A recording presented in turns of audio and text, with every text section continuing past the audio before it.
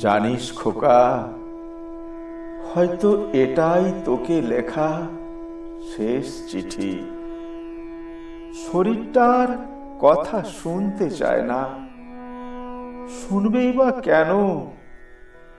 তোর বাবা আমাকে ছেড়ে যাওয়ার 2 মাস পরেই তো আমার নতুন আস্তানায় তোরা সযতনে রেখেছিস।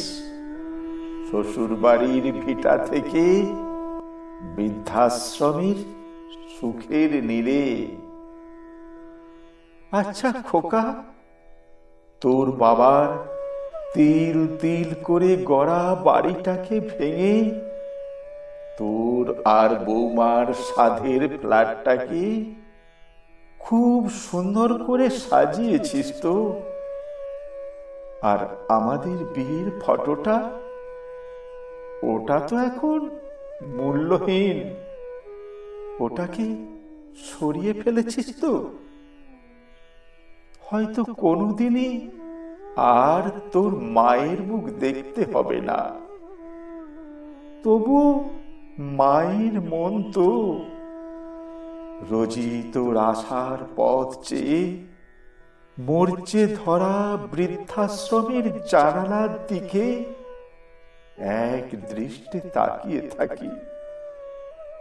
আমাকে দেখে এখন সেও বিদ্রূপ করে। মনে পড়ে খোকা, তোর সেই না বুঝে বলা কথাগুলো। মা, মাগো, তোমাকে ছেড়ে এক মুহূর্ত বাঁচব না আমি। দেখ, বিধাতার নির্ভুল বিচারে একটা অচল পয়সার বদলে বৌমা ও সোনা দাদুর মতো হীরা পান্না পেয়েছিস। জানিস বাবা, বড্ড ইচ্ছে করে তোকে একবার জড়িয়ে ধরে ছোট্টবেলার মতো বুকে চেপে আদর করতে। আর তাই তো অভ্যাস বশত মরচে ধরা বৃদ্ধাশ্রমের জানালা খুলে ঝড় বাদলের প্রবল বর্ষাতেও তাকিয়ে থাকি।